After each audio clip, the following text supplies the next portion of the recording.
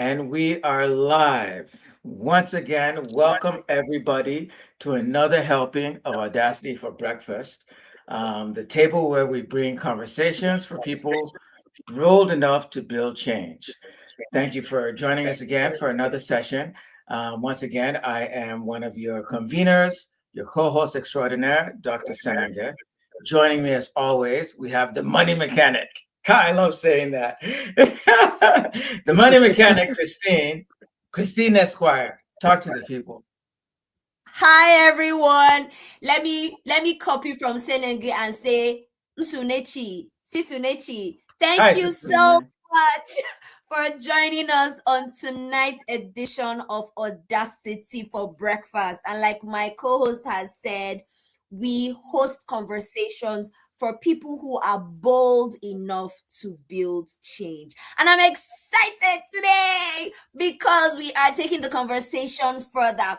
But you know what? Before I let the cat out of the bag, Senenge, I realized that today is our fifth episode. I think that this is like a fit for us. What do you think? I like it. I like it. I like it. Five is a special number, you know. Five is a It special is. number. It's like we had talked once upon a time about leadership and the fist and the open hand.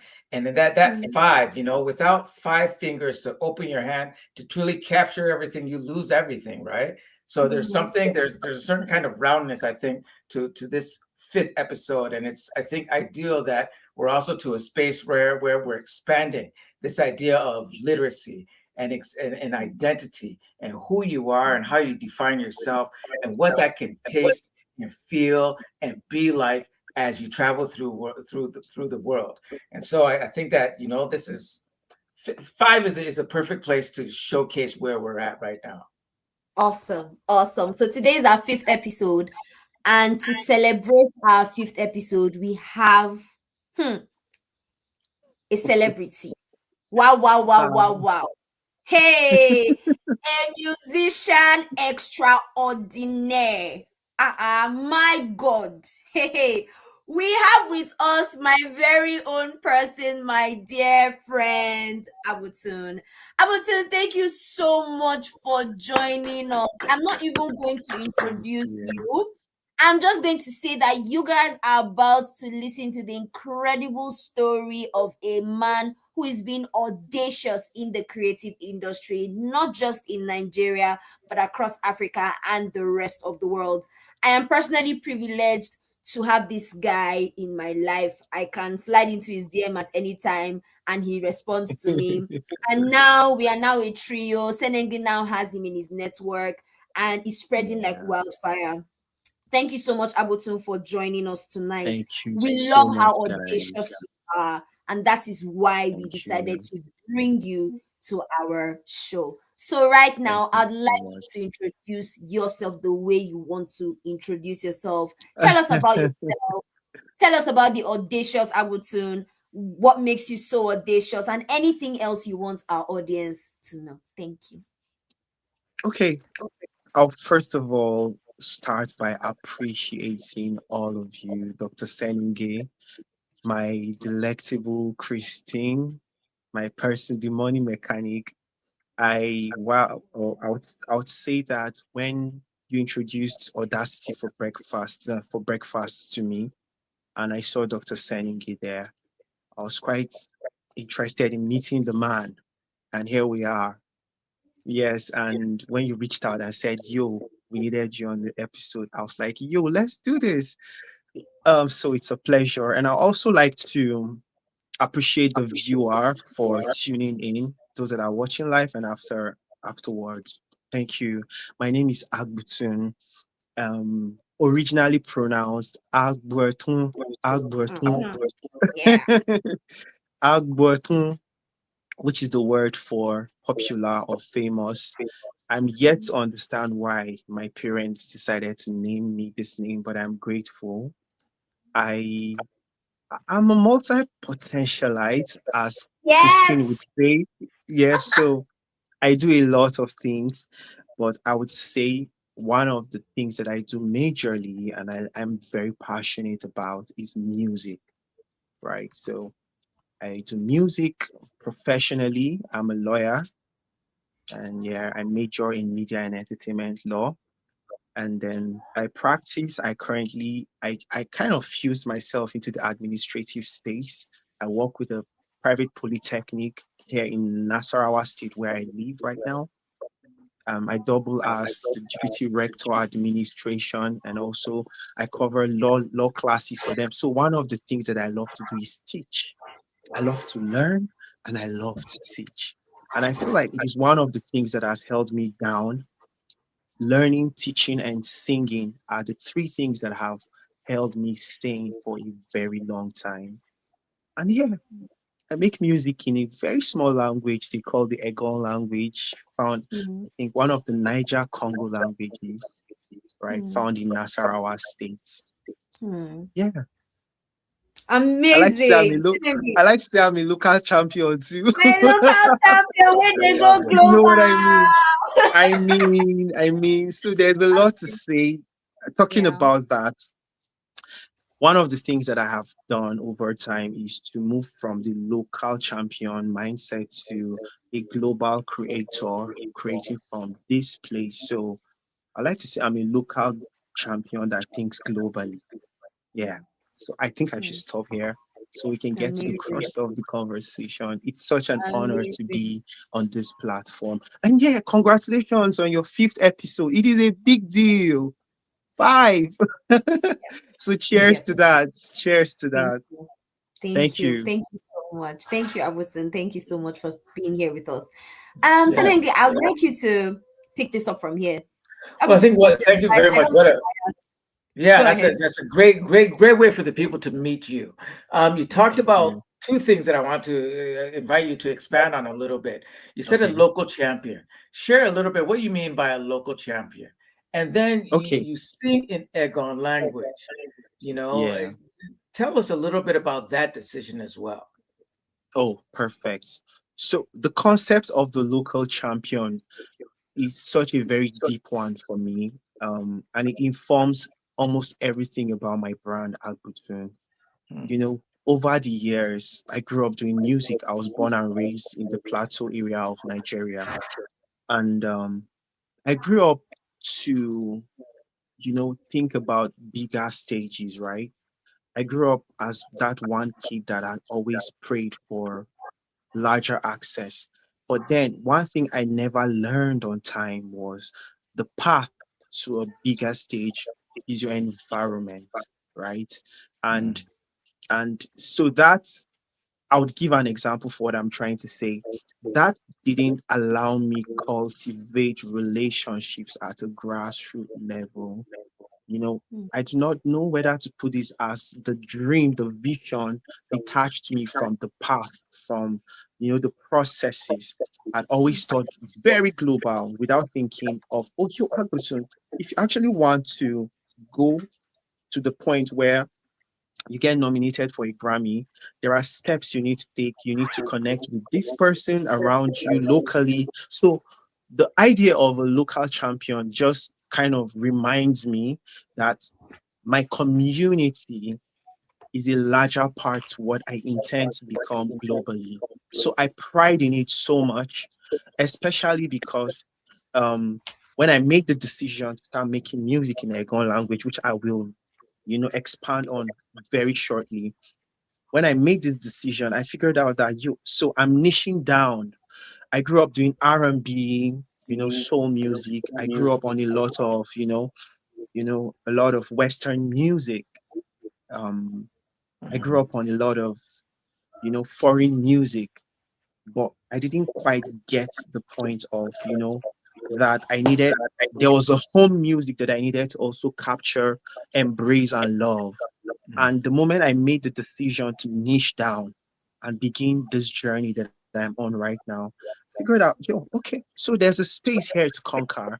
And I like mm, to be the champion of that space. mm, So and I'm conquering that space musically. So now to the mm, question of what informed the decision to do this. In 2000 and in 2020, I got a job in Abuja. So I just recently, it was just shortly after I relocated from Abuja to Nasarawa that I was called for a job in Abuja. So I had to go back to Abuja and I stayed for a while. I took the job, one very stressful job. I didn't like it, but I needed money to pursue the music. As at that time, I was still making R&B and soul music. And I lost the job sometime within the year 2020, towards the end of 2020. And I remember I was squatting at a friend's place in Abuja. Crazy because I lost the job and I lost the house that time. Mm, So I called a friend who kept me at their place for a while. Then one morning I woke up, put on the TV, and I saw the advert for Nigerian Idol. And I mm, promise you guys, I did not even wash my face. I did not brush my mouth. I just put my camera on the window and I sang Redemption song. And 3 days mm, later, I got a call from a number from South Africa. And they were like, yo, we're trying to reach you. You just got called for stage one auditions in Lagos. mm, And so in 2021, I found myself in Lagos, the city that does not sleep. And I mm, went in for the open auditions for Nigerian Idol. When I mm, stepped into, I'm going somewhere, guys. When I stepped into that studio, I saw over 100 people. mm, Over 100 people. Now, my major instrument is the guitar. I saw at least 40 guitarists mm, that could sing and play 10 times better than myself. Well, mm, your boy did not get, scared at that point, and we started. We started auditions. We were dropped. And when we got to top 20 or thereabout, yeah, top 35 or thereabout, we were at a holding room and I sat and I watched people do what I could do, maybe 10 times better.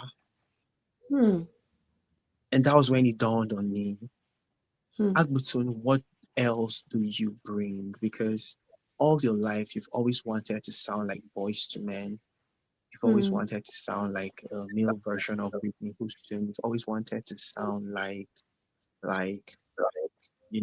a lot of those guys. But then while I was thinking about that, it occurred to me that if I wanted to follow this path, then I would have nothing else to offer, right?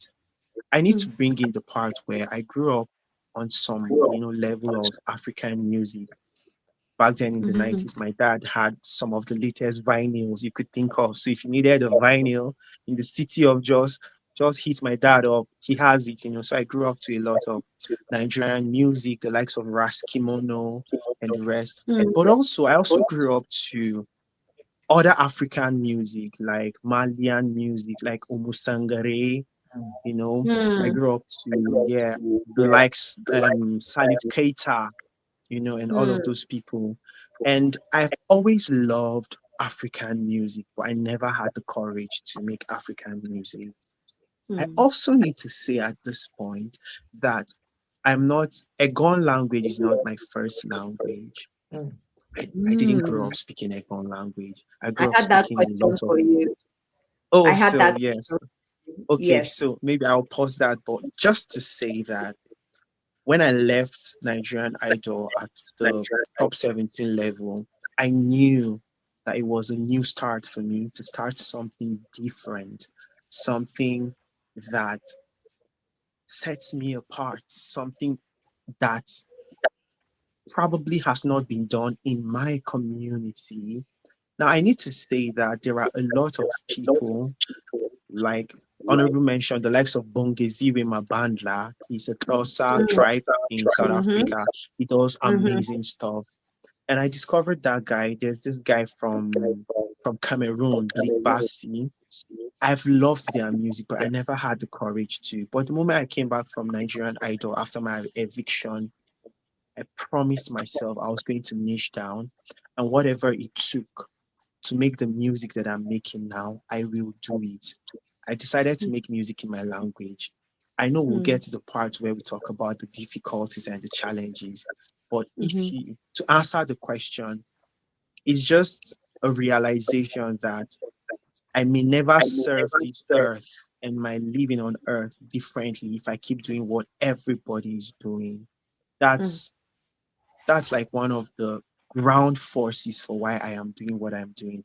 I just want to serve effectively in a non-crowded space. Mm. Yeah. Hmm. So Amazing. that's where we Huh. found ourselves, and that's where we are right Amazing. now. Cause what do you think about this? I think this is like deep. I think It's it's deep. yes, a very, very I appreciate very much the kind of the very personal reasons behind, your motivations to speaking in your singing in your language and sharing that part of yourself with the world. Hmm. I Thank think you. for me, right, and I put it in the comments, right? Oh, we have a fan here. Let me spotlight this fan when I finish saying what I'm saying. But I put food for thought for anybody who's watching. And the question I asked is, what do you have to offer that is different from others? I think for me, that is again something that I'm even asking myself, right? Yeah. Because I think that audaciousness also is going outside the norm of what everyone is doing and then choosing to do something Yeah. different. It takes courage to move away from what everybody is doing. And that is what makes you audacious. You are not audacious if you're doing what everybody is doing, right? True. And I think that for True. me, that is what I really caught from what you said. You have a fan in the comments that says, I'm a witness of my brother's testimony. Bad Baba is always proud of you. Emmy Sweet's watching from Abuja. Thank you so much. Hi, Bad Emmy, Bobo. Hi, Bad Bobo. thank you so much So for he's been joining us. Please following from Facebook. Yeah. amazing. Okay. Amazing. So Yeah. please subscribe to the channel. So Senenge, do you have any question for him? I do, but I don't know if you have any specific questions. Well, I do have questions, now. So as you're carving your own lane, and doing what you do the way that you're doing it, can you talk about how, how are you performing? Taking your music to the people, to the masses. How are the music? How are the people being receptive to what you're bringing that is different? Okay, Awesome. now Awesome. before you answer, I think I'll add my Okay. question to that. So Okay. I noticed on one of your videos that you posted. Now I didn't know prior to that video that that was what it was, but in the video you said that 10 years ago you didn't know how to speak Eggon and now you're making music in Yeah. Eggon, and I'm like, I did not know this part. So I wanted to know, right? Like, Yeah. Yeah. for me to learn a language you didn't grow up learning, for me alone is audacious, right? Mm. Why? Like, why? Because you are in your adult years already. And I know Yeah, that of starting to course. learn something like that in your adult years could even prove difficult. Why? So, in addition to sending this question. Okay, so we'll answer the why question and how I got to, pick up on the Egon language after Senegal's question. You know, within the early years of making this kind of music, I faced a lot of resistance. And I remember clearly one guy followed me to the house and we sat and had a very lengthy conversation. And he was like, "Why are you changing the sound of our music? Why Hmm, aren't you singing on the regular 1, 2, 3, 4 sha sha sha sha rhythm, which all of us know?" And I hmm, told him that because I have seen the other side of music, and I hmm, understand that there is an audience that would like to hear music in a different language, right? That they had not or have not heard before, that I think mhm, I should serve. And I told him mhm, that there is a plethora of other, artists that make the kind of music you want. So I just want to make music for a different audience. And I've had people talk down on me, at events, laugh at me. And those were some of the key challenges that I faced. But majorly, I would say one of the things that I'm still struggling with 6 years later is getting people to see the vision, making music, the kind of music I make, contemporary folk music with a guitar. So people that have hmm, heard a particular style of rendition of music is both challenging and refreshing for a lot of the people that have reached out to me. I think hmm, over the years, I wouldn't say all that I've said without saying that people are beginning to realize. Last year, I had a viral moment, you know, last year I had a very beautiful viral moment. I just woke up one morning and I just felt like posting a song I had put out in 2023. And I just roughly cut the clip, posted it on Facebook, and I slept and TikTok. And I woke up the next morning to like 50,000 people viewing, over 100 people comment. I'm like, yo, what's happening? I went through the comments and I saw comments like, beautiful, thank you. You are finally doing something we have always prayed for, and all of that. So the major challenge has always been for people. I would never say acceptance because it takes people time to realize and excuse me and accept. But I would say the major challenge is getting people to see the vision, right, of what I'm trying to do.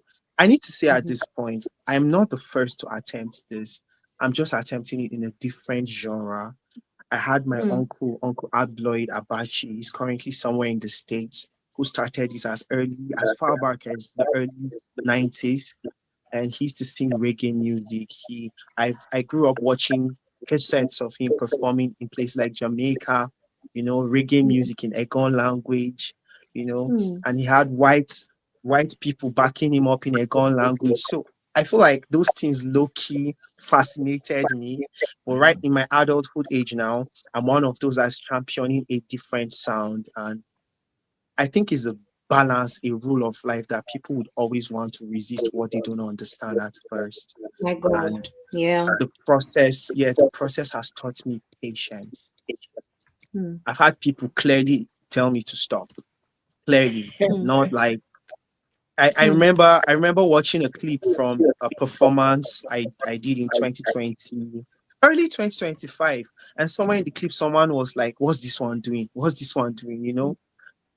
So that's like a major challenge, getting people to understand the vision. The other one is learning my language. My language is one of those languages that I would say up until recently hasn't really had documentations, accessible documentations, right? So um over the years, people have been making efforts to document as much as we can get the stories, you know, the writings and all of that. So access to resource materials has been one of the challenges for me. If you recall, I said I'm not a first speaker. And so I needed to learn the language to be effective in the language, to be effective in what I intend to do, to make the vision come to life. But it was such a very difficult feat for me. You know, you couldn't have access to, documents to study aside from people that once in a while will give you their attention. And then of course the pressure, there was a lot of pressure from people who knew me while I was still making R&B and soul and niching down. I lost a lot of people along the way, including one of my closest friends. He said, "Yo, Agbutun, right now I don't like what you're doing, but I admire your quality. So I'm not a fan of what you're doing right now, but I'm a fan of what you're bringing to the table." These are like the top three challenges that I have faced while, making music, the current music that I'm making. Now, talking about 10 years ago, I couldn't speak this language. I promise you, 10 years ago, I couldn't. Just couldn't. But one beautiful thing is I grew up understanding a little of the language, right? So I could hear people talk and kind of pick what they were saying without necessarily being able to respond to them. So I think one of the things that has accelerated my speed to learning the Eggon language is the fact that I kind of understood very basic Eggon, not not like I could speak. Of course, I could say hi, hello, welcome, bye bye, but I couldn't speak very well. But I could understand a bit here and there. So it helped me, get set the ball rolling. And the beauty of learning within your people, I cannot underemphasize. because I relocated back to Nasarawa State, I was exposed to a lot of people that would not talk to you in English. They would speak Eggon. If you don't understand it, they will laugh at you. So for every laughter, it was a challenge for me. I had to go back and learn and all of that. And I would say I'm still learning. I'm not perfect in it, but I stumbled recently on a lot of materials. There's a YouTube channel dedicated to that. I go there every other day to learn. I'm able to write in Eggon now. I'm able to speak reasonably. I'm able to understand quite well what people are saying, and then I make music with it.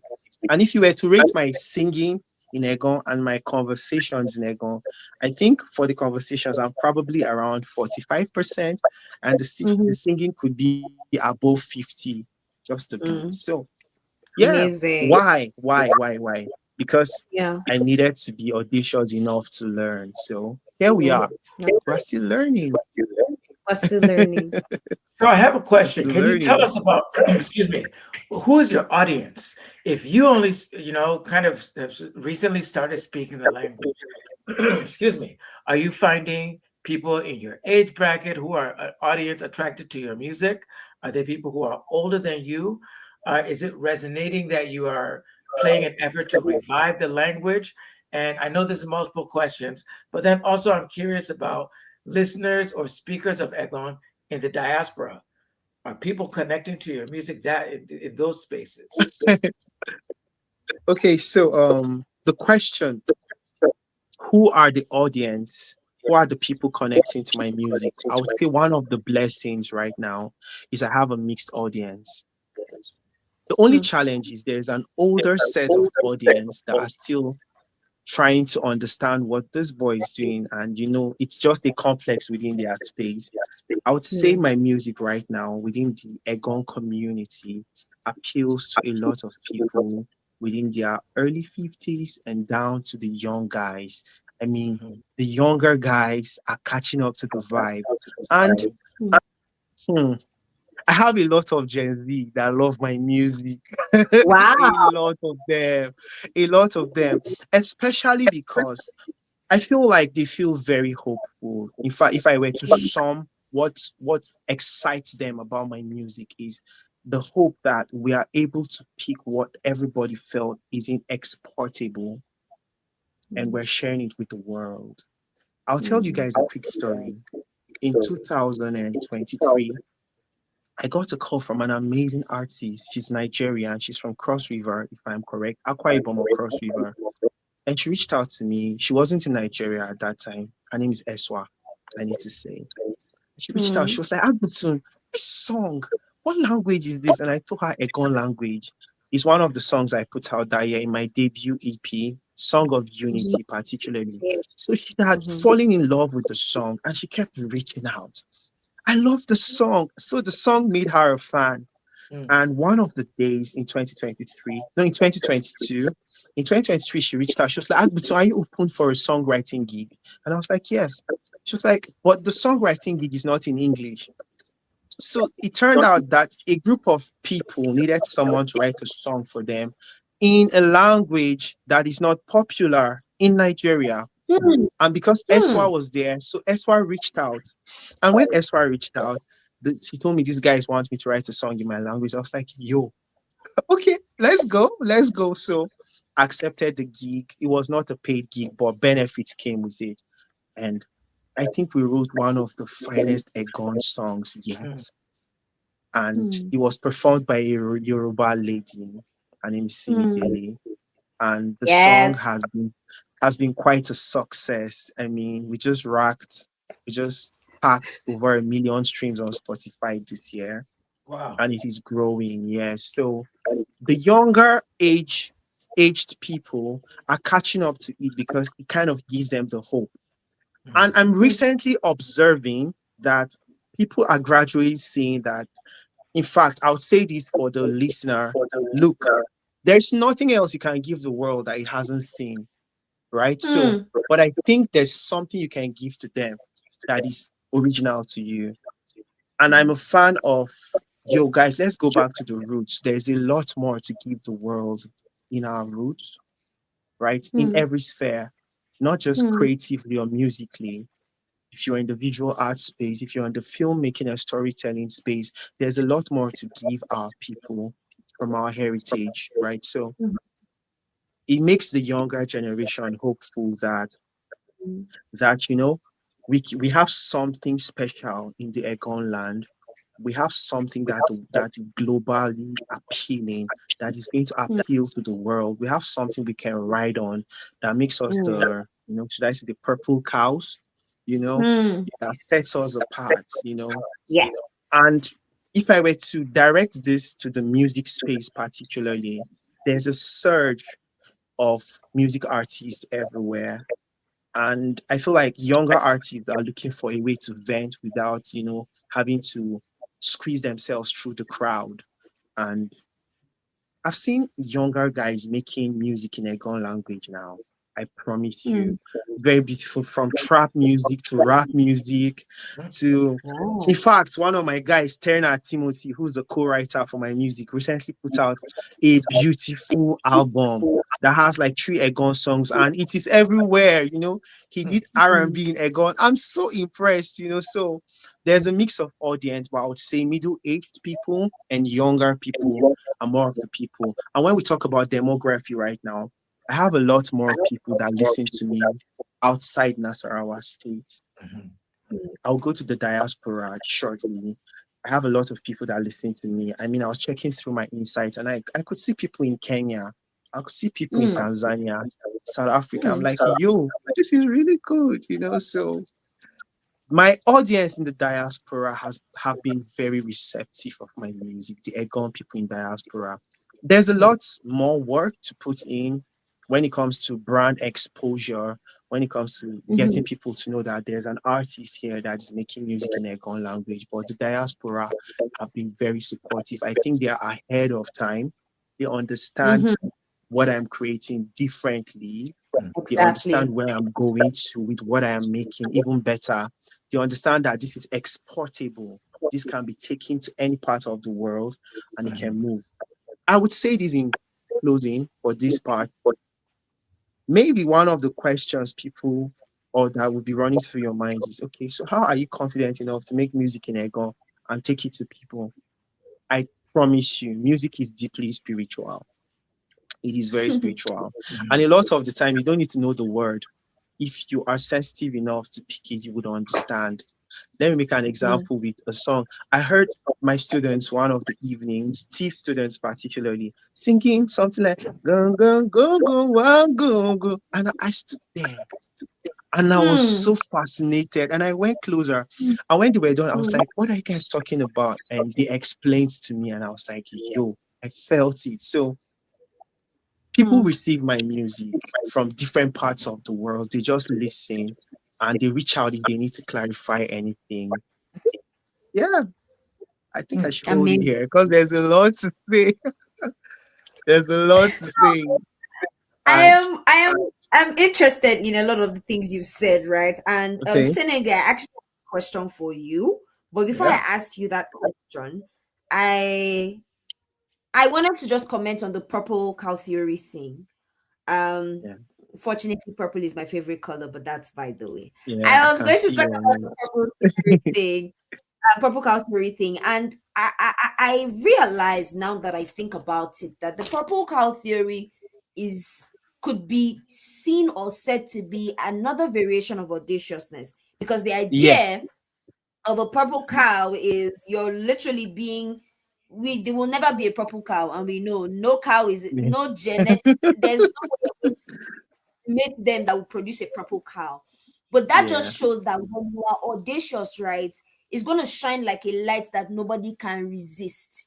Like Mhm. it will be so obvious that you are definitely not following the norm, right? And I think that the purple cow theory is something that a lot of audacious people need to bear in mind. It's also how yeah, Malcolm Gladwell, if I'm not mistaken, talks about the outliers, right? The Mhm. yeah, outliers. Audacious people are always the outliers. I remember yeah, either in our first or second episode, Senengu spoke about his learning experience, right, with one of his professors and how, the style of his own learning and writing did not fit what his professor wanted. But for him, he Mm. wasn't ready to change his style because he was firmly rooted in what he thought was his style. And he was willing to get a C, just a pass grade in that course, so that he stayed true to who he was. That is the Mm. purple cow theory, Mhm. Yeah. in effect, right? And so I just wanted to also say that you were mentioning, how you had to learn a language. Mm. And I think for me, what stood out to me is the fact that audaciousness requires learning and Mm. going out of your comfort zone. There's a learning, and I wanted Senengu to comment on that, especially because he's he's an organizational scientist, and his expertise is learning. And I wanted Senengu to just talk about how do you think learning plays a role in being audacious. That's my first question for Senengu, and my second question is, Senengu, you speak Tiv, and now I want to ask, seeing that you spent most of your life outside of Nigeria, how did you learn how to speak Tiv? I just want to Mm. connect that to AGBUTUN's journey as well. Sure. Thank you. I think that especially when we are older, learning requires a certain kind of unlearning as well. Yeah. And so I think, for Akutun, as he got older and decided he wants to go and learn Eggon to be able to sing it well, but then to also be able to speak it, you ha- first off, you had to unlearn that you're not able to learn the language, right? So, like, even because something would have been telling you that, no, if I don't speak this language right now, maybe it's not possible for me to learn. But you had to dispel that. So, that's one. So then you start the building blocks of, no, it is possible for me to learn a new thing. We before we went on live, I was sharing with the both of you how that last weekend I learned how to water ski. At this stage of my life, this is not a thing that many people will try to learn now. And I've been trying to learn for 30 years. And I finally just got it now. It took me this long and I have done it, right? Hmm. And so it's not about that when you do it, but that you do it. And to be able to do it now, I also have to continue to relearn that I can do it. Mm. Just because I couldn't do it last time doesn't mean I can't do it. You asked the thing about me speaking to you. So I was born in the US and I've lived in the US most of my life. But then, I moved and I lived in Nigeria between like ages 9 to 14. And it was at that time that, I really learned to speak Tiv language. Something like Gutun was saying earlier, as a small child, I grew up in a house where I heard Tiv or around people. So I heard it even if I didn't really speak. But then, as around age 10 and so on, I learned to speak. And then ever since I learned to speak Tiv language, it just didn't really leave me. Hmm. Every time I would get a chance around people, I would hear it, of course. But then if I got the chance, of course, you're around OT people, they won't let you respond in English if they Of know course. you know any Tiv. So, and part of why I asked you the question of what I did about music and the diaspora, connecting with our diaspora. As I got older, and then good, as I got older, and then we started to, on the outside, we started to hear like Two Face. Two Face Mm. become very big because, oh, there's a Benue boy doing big things. Yeah. It started to hear Two Face on the outside, and then he did one song where he was rapping in T, and then that was the Yeah, first time that I heard Tiv language, Implication.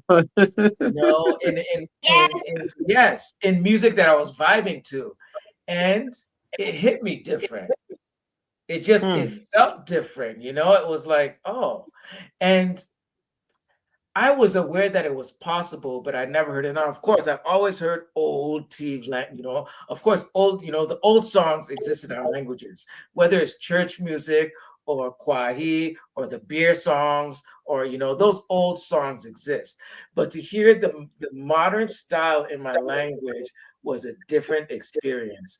And Mm. then I started to find more and more of my peers or my age mates who, my contemporaries, I'm using that very generously, people who are within 10 years of me, 15 years of me, who are making, Tiv music or making modern music in Tiv language and so on. So now I'll listen to Quinteso on a regular Mm. spin, or OD Woods on a regular spin because these guys are making contemporary music and then Tiv language will be inside.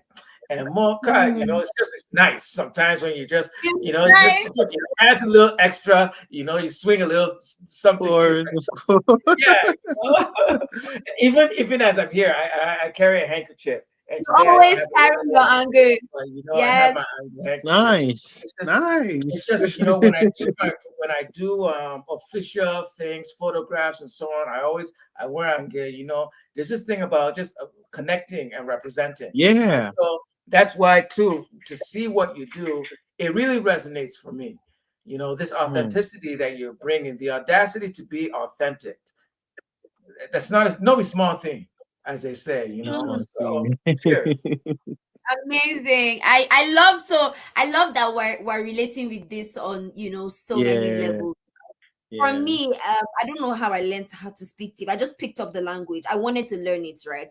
And I wanted to be able to Mm. speak when everybody was speaking. So Mm, me, I don't know at what point, but I started speaking Tiv and I love it. Like I like to speak my language. I proudly say I can read in my language, and all of that. So I Beautiful. think that Beautiful. there's an identity, and there's just that thing about Yeah. identifying with your language and doing something original in your language, and True. that's why we True. celebrate what AGBUTUN does. Before we move on to True. the next phase of our conversation, I picked from what Seneng said something very key: the fact that learning requires unlearning. On learning. Very Yeah. paradoxical in nature, mhm, but it's actually true. The fact that true. if you are going to learn, you have to drop something before you're able to pick up something. You know how True. they say you can't, if you're still holding on to the past, you cannot grab what is ahead of you. It's Mhm, literally that. So if, for example, I want to learn something new, I have to drop the fear of not being able to do it or of not being adequate enough, right, before I'm yeah. able to learn it. And I think that True. that is very key, that we must unlearn before we can learn. Thank you so much for that, And just Senenge.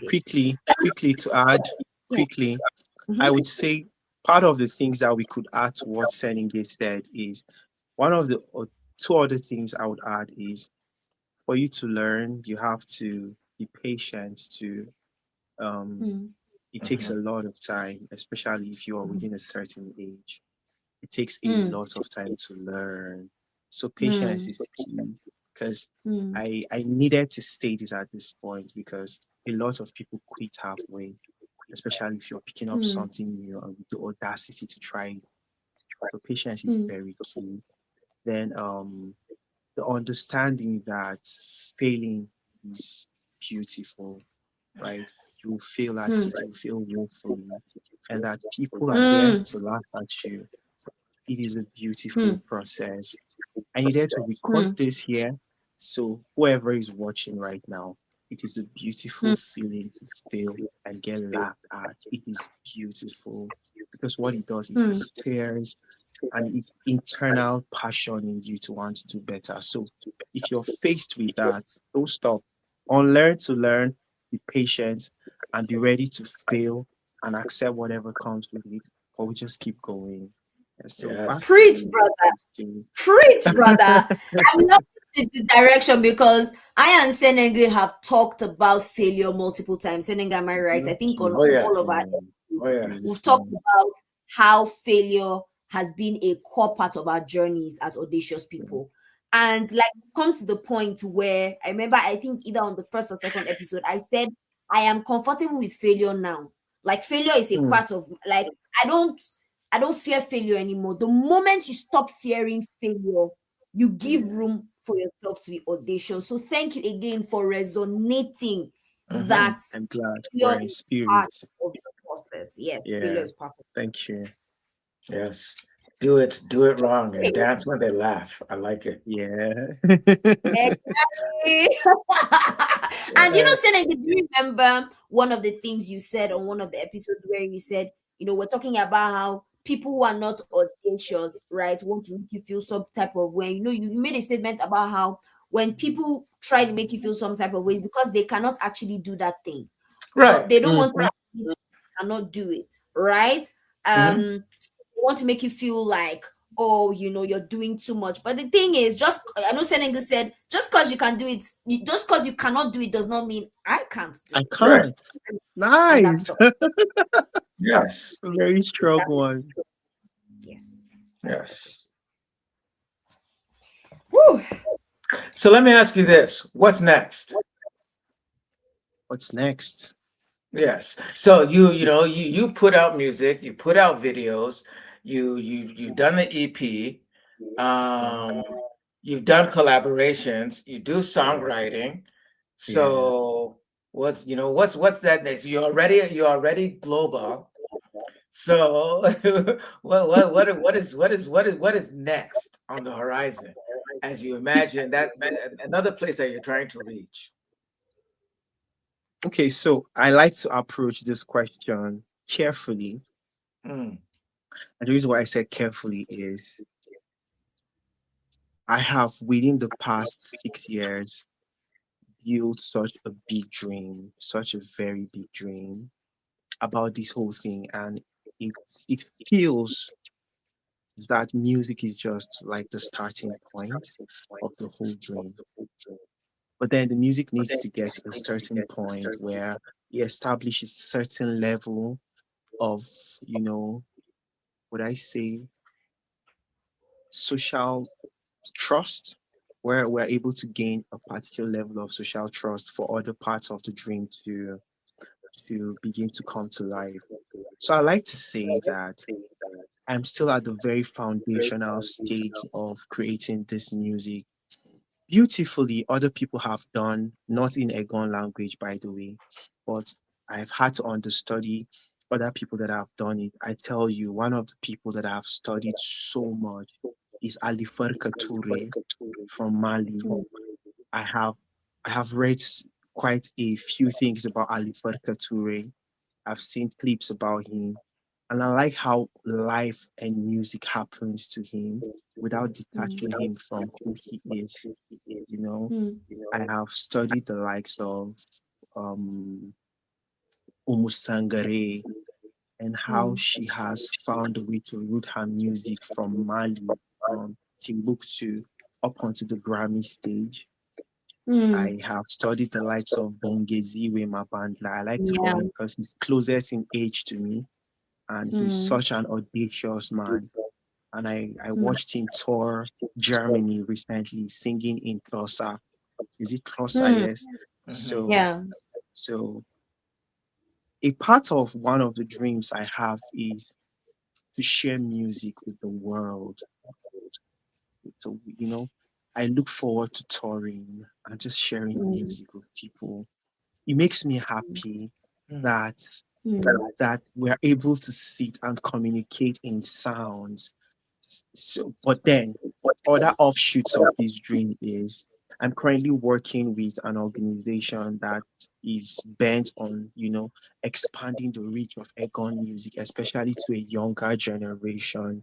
I look forward to being a key player in, you know, building more awareness, not just for Eggon language, but once a language spotlights, other languages tend to, hit more. I've also yeah. been very active in the space of encouraging younger artists, which is another thing that I see myself doing for a very long time, inspiring younger artists, poets, singers, visual artists to create, you know, indigenous art, you know. And yeah, so what's next for me is just, going around the world, sharing the music, finding how, you know, a younger generation of people are able to get rooted, you know, and love it. Just love it.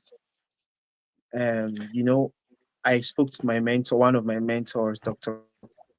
Kali Cousin, was one time, and he said, if your dream does not translate to your community, to the people around you, then you might as well just quit dreaming because you would find no satisfaction in satisfying yourself. You have to find how to get your life to flow over to people around you. So I've intentionally decided to place myself there. Now, tying all of this to my profession as a lawyer, and I was going to talk to Christine maybe sometime within the weekend. I just found out recently that one of the things that I want to do is, apart from inspiring younger artists to, you know, to make more indigenous content, I would like to also set up my firm to be able to be that part of it that doesn't necessarily give them money, but gives them legal backing, legal consent, and legal and perspectives to what they are doing and how they can go about it. Just a very small example. I intend to represent as much indigenous artists as I can legally, build legal education within the space. And yeah, so the dream is very big, but the first stage of the dream is getting the brand AGBUTUN to a bigger audience. Because I know we live in a time where you need, you know, the I'm careful not to use the word famous, but for the lack of what to say, the more popular you get, the more you are able to, easily share thoughts, share ideas, share perspectives, and all of that with people. My vision is not to get very famous, like I said. I like to start small and build real core, community. But I look forward to touring. I have a vision board, and I pinned myself in Europe, different parts of Europe. I pinned myself in different parts of Africa. I haven't seen my vision hitting America yet, but I know it will. But You're right already here now, right now, live yeah, right of now. Say course. hi to the people. How about? And yeah, so I automatically would have to make a vision board for at least 5 states in the US, because I have Senenge. Hey, So you're yeah. already in Yes, Minneapolis. exactly. Again, you are live in Minneapolis right now. Oh, There Minneapolis. you go. It's good to have a local champion with you. So, There you go. I look forward to, going around the world and sharing the music, because the core of my music is hope, love, faith, and community. Hope, love, faith, community. It's Hmm. just it's just a lot. But yeah, No, I love it. Thank I you. mean, Thank you. Yes. thank you. I want us to spotlight some comments and then we'll Okay. wrap this all up. Okay. So your fan says, Eggon and about the world. My brother really needs support from people with resources and potential. In no distant time, Mm. he'll reach those standards. So Abutun, we believe in you essentially. Thank And then you. we have an additional comment from him. He says, I am challenged to learn writing songs in my language using reggae genre from this day forward. Wow. Thank you guys for the insights on this episode. I just want to celebrate Whoa. Sweet Emmy, or Emmy Sweet rather, who's watching from Abuja. And thank you for being audacious enough to decide that from today you're going to start writing reggae songs in your language. Hopefully, we can have you come share your story on Yeah, Audacity for breakfast, of right? course. Yes, yes. Awesome. So before we wrap up, right? For me, my Yeah. own last question. I don't know if Senenge has another question, but I want you to talk to us about Zenu. You just released a very beautiful music, a beautiful piece of music to the world. And one thing I Wow. always tell I think, and every time I comment on his music, always say, you make music for the soul. You make music for the soul. There's just, for me, when I listen to your music, I just feel like it's hitting my soul. You know how you cannot really explain your soul, but like you just know that your Yeah. soul is hitting your soul. And Zenu is one of those pieces. It's a recent Mm. thing you released to us. I want you to just Yeah. briefly tell us what's the idea behind Zenu. Your songs always have stories. Yeah, they do. And I want you to tell us about Zenu before or as we wrap up tonight. Okay. Thank you so much. So Zenu is one of the songs of my upcoming album of 8 songs. And Zenu is such a special song. I need to say something very interesting here.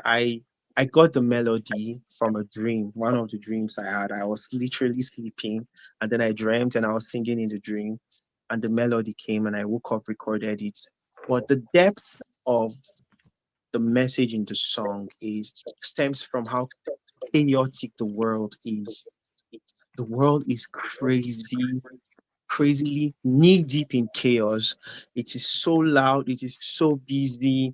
People, I was scrolling through TikTok today, and I can tell you that I found at least 5 videos of people crying online Mm. because something happened. And one of the things that I like to do with my music is to maybe shine a little, you know, ray of light on people. Like, yo, it feels very dark right now, but just stay hopeful. So Zenu literally means sleep in Eggon. Z is sleep, and Nu is sleep. So when we say Zenu, it's the word for sleep in Eggon. But I took it from the angle of rest. And it was inspired by one of the stories that I read in the Bible one time. I hope you don't mind that I share that quickly. Can I? No, go ahead. Yes. Yes. So I was reading one day, and one story fascinated me somewhere when in the account of Mark, how Christ was traveling with his disciples in a boat, and there was turbulence, and the water was flooding in. But Jesus was sleeping. Like, yo, bro, we're about to die and you're sleeping. What is this? So the disciples woke him up. Master, do you want us to perish? And that stayed with me for over 3 months within the process of writing Zeno. I just kept asking myself, is it possible to rest amidst the storm, even as a human being? And my study led me to read a few things. One of the perspectives I saw about that story is Christ was just being human and tired, and he needed to actually sleep. The other part was he knew that because he was in the boat, he wasn't going to sink. So the both perspectives led to one thing, that it is possible to catch a little hope somewhere and sleep and rest. People are constantly chasing things and running themselves down. So Zenu is a song that calls us to rest, that calls us to go back home. Home could be wherever you find peace of mind, whatever gets you to wake up the next day and want to try again. That is home. You know, whatever gets you to stand your ground, that is home. Go back to it and rest. Take a break. It's okay. Music artists that are listening to this podcast, it is okay to pause the music, go back and rest, and come back. Mm. Poets that are listening to this, creatives, academics, it is okay to take some rest. In the end of the day, we are on earth to make our lives count. But your life wouldn't count if you pressure yourself to lose your life. So Zenu is just a call to the soul to find rest from the hustles and bustles of life, from the mental chaos happening, from the societal chaos happening. Wars are breaking out everywhere. Find rest for yourself, find rest for your soul. And rest can only be found in a place called home, whether it is a metaphorical home or a physical home. That's the inspiration behind Hmm. Zenu. Yeah. Hmm. Yes. So Thank you. So we have thank you a so much. request. We have a request from my mommy that we should play a Ah, song. So, oh wow. Senede, what So do you let me think? pick my guitar quickly. Oh, I love Mm. it. Yes, maybe Yeah, you if can you play play us for out. us, great. Yes. Yes. Sure. So just a minute before you So we play us get to out, I that. think I Yeah, think sure. we'll have you play us out to end out the episode. Sure. I'm here for that. Excellent. The only thing I want to say is I think Christine, plug your socials in the comments. People out there in the world, please follow AGBUTUN, support the Thank you vision, so much. support Thank support the you. music, encourage encourage the festival because we want to see the festival. Bother him Yeah. so that he brings the festival because we want to see the Thank you. festival. We want to see the Thank you. indigenous musicians, the indigenous poets. We want to see all the artists. We want to see multiple Yeah. tribes coming together to do this Yeah. Indigenous festival. We want it to be a traveling festival and take this Mm. festival and the music and the world and the language to the world. So thank you so much for coming and sharing Thank you so all of much, what you guys. do and for doing the great work that you do.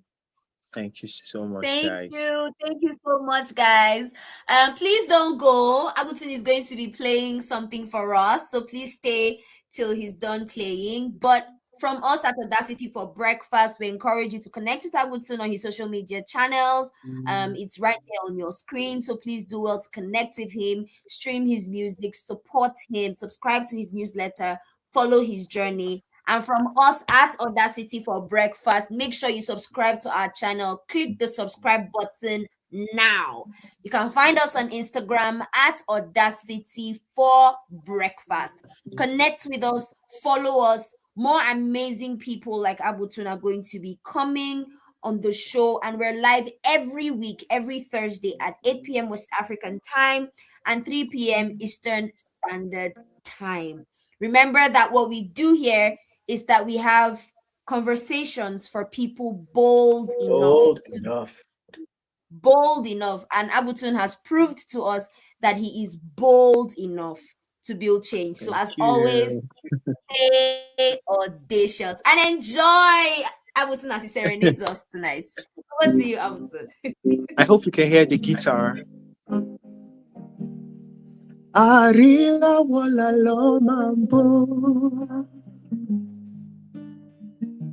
Aklo ariwila wala loma. Damo pumbo. Aya. Damo tutotse.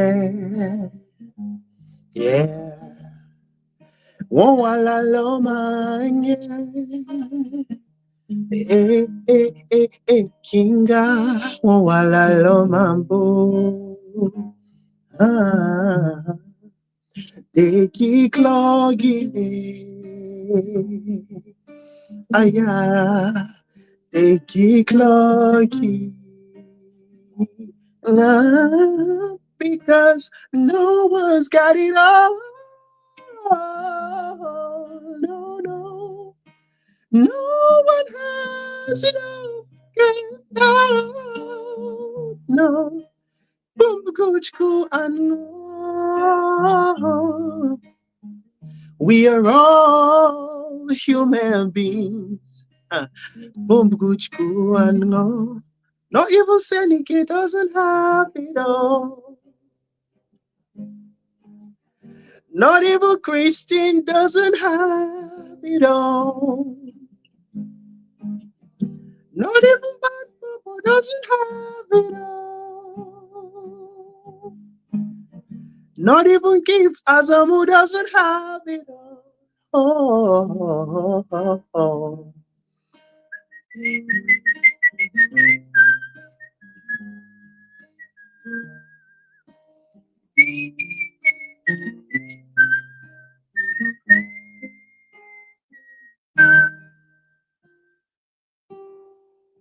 Thank you very much, Audacity for Breakfast. Thank you for having me. Amazing! Thank you, guys. Thank you so much. This was super amazing and gives first time following an interview online from the beginning to the end. Very enlightening. Wow. Thank you. Thank you Thank so you. much. Thank you so Yeah. much. Thank you, everyone. Thank you, everyone. We'll see you next week, same time, same station, to hear another audacious story. Good night. Good night. Nice.